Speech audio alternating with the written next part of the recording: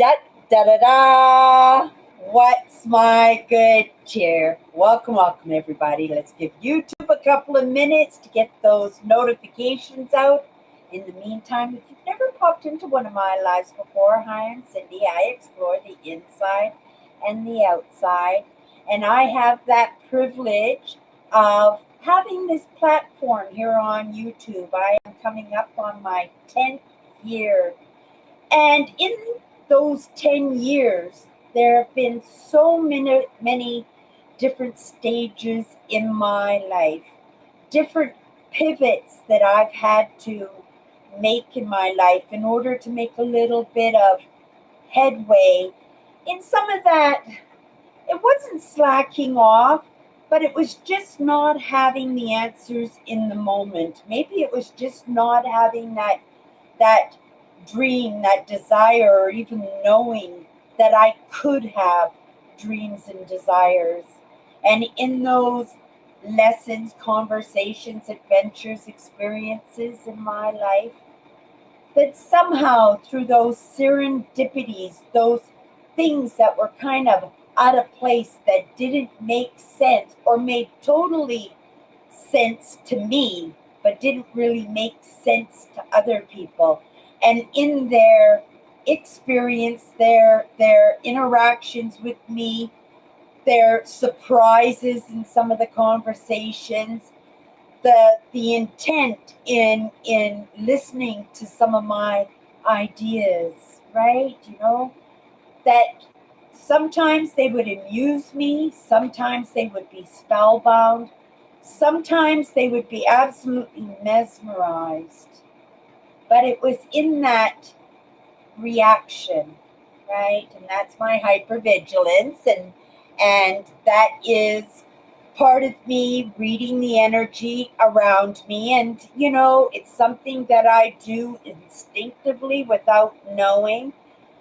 And that's kind of uncomfortable for people in front of me that, that don't necessarily live ungenuine lives, but have things about them, aspects about them, experiences about them, private things about them that they don't want to be known and they don't want to be seen. And then they come across somebody like me that has that connection to everything, right? And when I say everything, like, it's I call it like the scan, like you quickly scan to get an idea if you're in a safe environment.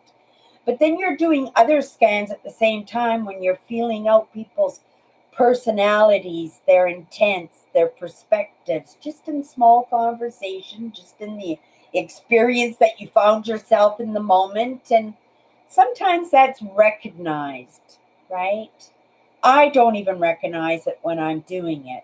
But sometimes afterwards, through the reactions, the interactions, the receivership, that right, I've kind of touched on something that might be private to somebody. And there's lots of things, even in my own life, that all right, it's private. Like it's mine. They're my limiting beliefs. They're my coping mechanisms.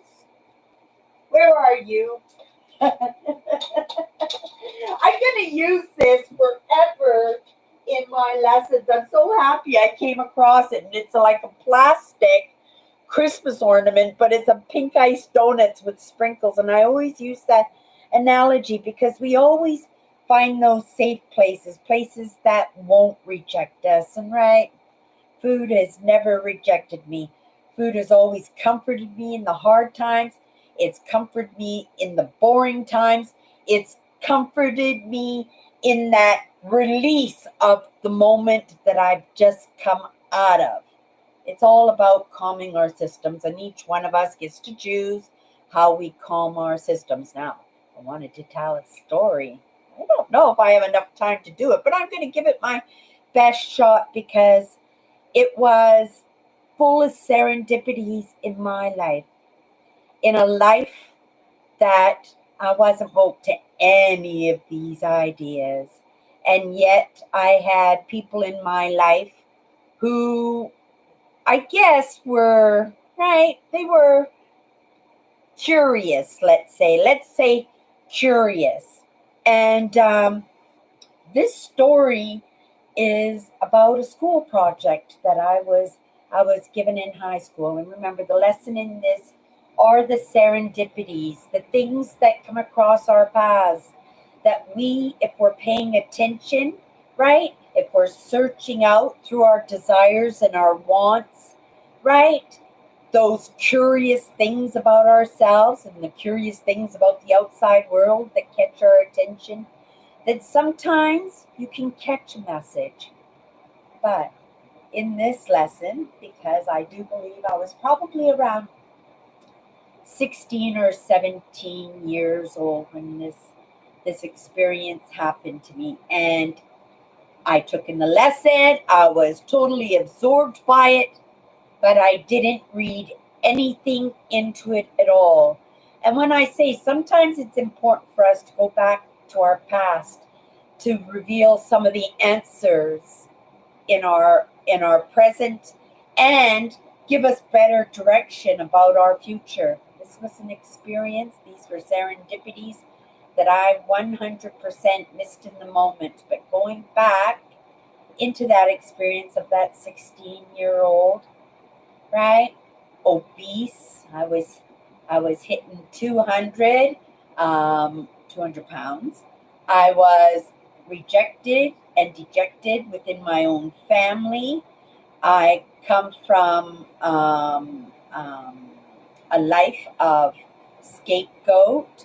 I come from a life of being the daughter of a narcissist and the daughter of an empath.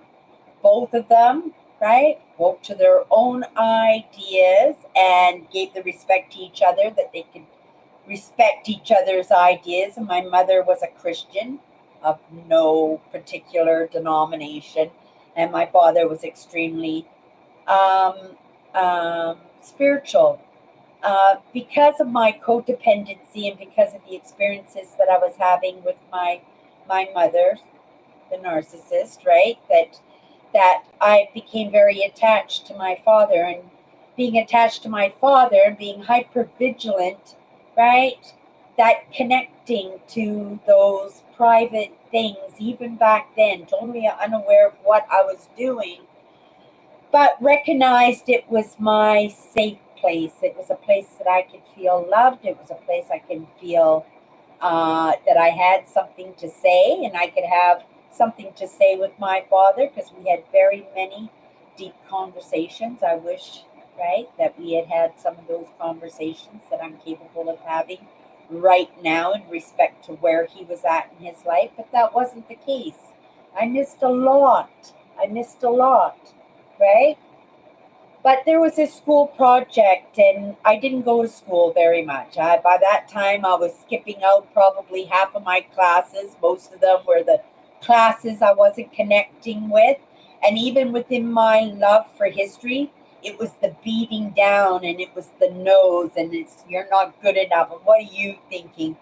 That kind of, right, put me off of that passion for history. But it was always there, but it was a private thing. I didn't share it with others, and I didn't go to class very much. But my curious got perked, right? I did the same thing with science and PE, right? They triggered me, so they were not something I delved into in any way.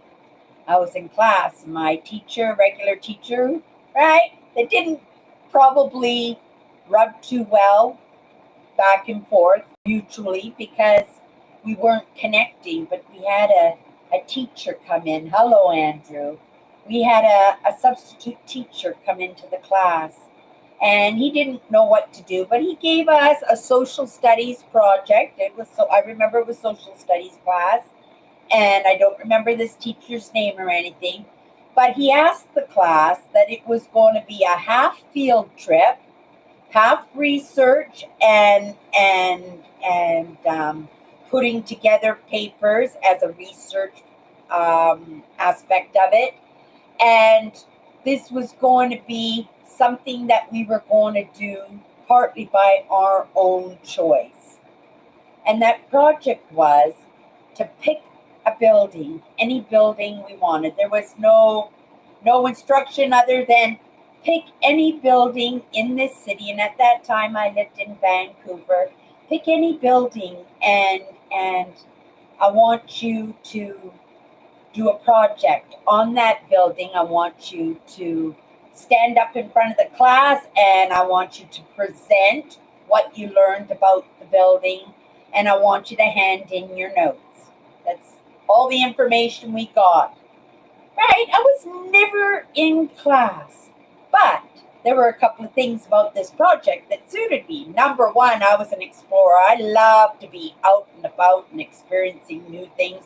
And this was a project that I was going to be going to, right? I was going to be going to different government organizations and going back into the records and searching out information. I was going to learn about a building that had always perked my curiosity. It was such a magnificent building, but I didn't know anything about it. So there was a no-brainer. I had my building that I was going to do the project on, and I was going to get to skip class because I was going to be out exploring and doing things I had never done before. He caught my curiosity. I fed on that. The building, you guys, that I had picked was an old stone building. They called it the Old Stone Lady. And it was in the heart of the very worst parts of this city, Vancouver, British Columbia, where I was born. It was a place where my grandfather frequented as an alcoholic. My grandfather on my father's side was an alcoholic, and he lived in bus shacks, and in these Skid Row hotels were his domain. I didn't know much of my grandfather. He was only allowed around us kids when he was sober, but on occasion he did slip up, right? But this isn't a story about my grandfather. It's about this building. The building was, right, Vancouver, right, Andrew Carnegie Public Library. By the time I had done this project, the building had already come up on being almost 100 years old, I would think. Maybe not. 80s, maybe 75 years old. Anyway, this building had always caught my curiosity. I'd never been inside of the building, but because it was en route, because I was an explorer, even at 7, 8, 9, 10, 11 years old, I was hopping buses, and it was free for the little kids. It's supposed to be with your parents, but I would jump on a bus and I would take off to Stanley Park and Gastown and Main Street and Hastings, and I would go down to that pigeon corner where all the alcoholics would be sleeping on the bench, and I would be curious. Like, I was always so curious. How did people get this way, and how can this beautiful stone building, it was called the Old Stone Lady, right? And it had gone through the labor strikes, and it had so much place in history, and I was researching it, and I delved in heavy. I went to the archives and different public buildings and libraries, and I had my books just like my doodle. Every time something inspiring, I jot my notes down in it, right? I was so into this project, and I learned about this Andrew Carnegie, which was the most important aspect of this whole project. I didn't know it at the time, right? On my own road and on my own path to being an entrepreneur, that he was an entrepreneur himself. But not only that, one of my goals, one of my dreams, even to this day, was inspired by me doing that project and learning about Andrew Carnegie, who was, right, he was super, super rich, and he was a philanthropist, and he gave money to different cities around the world, and he gave his fortune away to build libraries such as this one. The Museum of San Francisco offered Vancouver $75,000 for all the contents of the Andrew Carnegie Library because the building wasn't very well made. It was a beautiful building, but the heating system was bad. It was in a really, really bad neighborhood. Like I said, it was alcoholics, and I don't know drug addicts because at that time I was unfamiliar with drugs and stuff. So it was the alcoholics that I was paying attention to, but it was really low people that, right, grateful that I would think at that time that weren't a part of my life, and yet my grandfather belonged to that community. That building was made into the British Columbia Museum, and you can imagine all the Haida art that was rotting away because it wasn't proper heating system in this building, and right, and some of the other museums thought it was very shameful. The building expanded to different things, right, during the course of its lifetime. In this moment, I do believe it's a place where people who are drug addicts can go and get exchange needles or have a safe place to do their drugs. Like I said, this building was so spectacular, so much money. The only thing the city had to provide was the land, and that was the land that it had chosen, right? I presented that project to the class, and it was part of, right, in that time I had met an English teacher who was trying to bring me out of my system. I killed that presentation. Even being obese, introverted, dejected, rejected, I banged that out, and nobody could take that away from me, right? Teacher asked me for my notes. I went, my notes? Oh yeah, you wanted my notes, and I handed my notes in, but they were just jogged notes. They weren't in paragraph form or in any kind of readable thesis or anything like that. It was just scribbles of things that I come across that was interesting, but there was lots of it. My project came back to me, and for the first time ever, because I was a DEF kind of girl, I had gotten an A. This teacher in front of the whole class said, Cindy, you would have gotten an A plus, but because of your notes. And right away in my defense, I said, but I gave you my notes. I gave you all my notes. And he says, yeah, but look at this mess. I can barely read it. But I said, but you only asked me for my notes. You didn't ask me that you wanted to be an essay or anything like that, right? I was happy with the A. But after that day, I was very proud of myself. I was so happy, but also a little bit, right, a little mad at myself that I had to defend myself because I truly did think I was right in that. Nobody else cared about me. Not even in my parents never even went to a parent teacher meeting. I think in their entire lives, maybe once till they got the taste of it. They said, "That's it. We're not going to let anybody else dictate how we're going to bring our children up." Right? I had nobody, but I defended myself in that. I still just got to keep the A in that. But after class, that teacher said to me, Cindy, he says, we talked about it in the lunchroom, meaning him and his peers, his other teachers, right? We're talking about it in the lunchroom, and I'm really curious why you picked that building. You could have picked the space building. It was booming. Vancouver was built like just booming. And I truly, in my honesty, I said, I don't know, but I've always loved that building, and I've always been curious at that building. And it's probably why I did good in this project, because you let me do something that I was curious about. Right? And that was the end of that project, and I never thought anything about it again. Right? I never, right? 57 years old and waking up to some of these ideas and moving forward.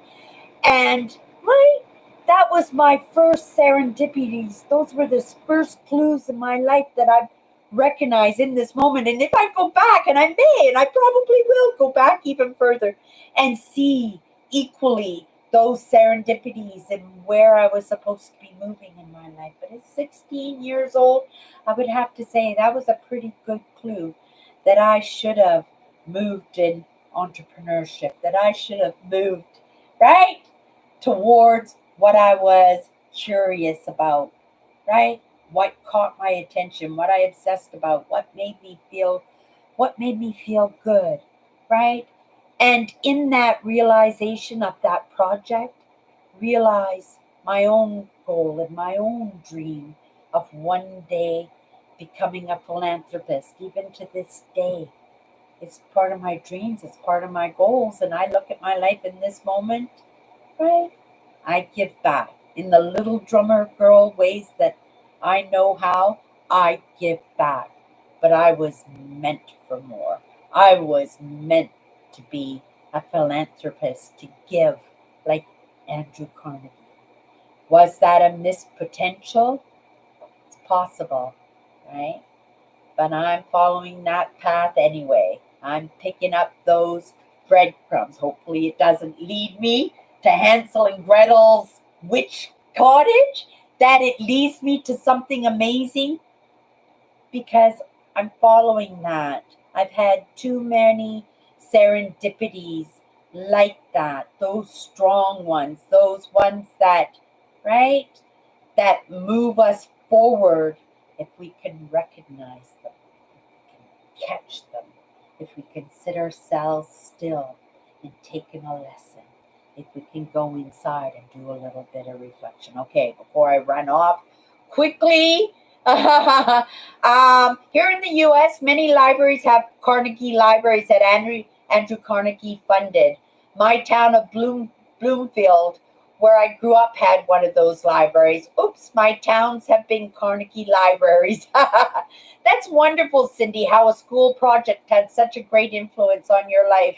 And good for you on standing up for your work. Sounds like the teacher could have been more precise about what he wanted. That's true too. But maybe he was, and I just was so munching on the project that I wasn't paying attention to the details. And that's a possibility too, Andrew. I like how we can do little acts of philanthropy without necessarily being wealthy. You hit that one on the nail too, right? It has served me so well in the past. I wish it was more, but a half a dozen years. But I'm treading, you guys. I'm moving, right? And I'm paying attention now. We'll see. You guys, I've got to run off. I got a bus to catch. Everybody have a great day. Have a great weekend. If you want to come in and hang out with me on Sunday, we don't have a show and tell this week, but we are a great crew, and Andrew is one of my moderators there. And as you can see, he chats more than I do, and it's amazing. It's an amazing experience, an amazing crew. And yeah, you guys, see you Sunday. Have a great weekend.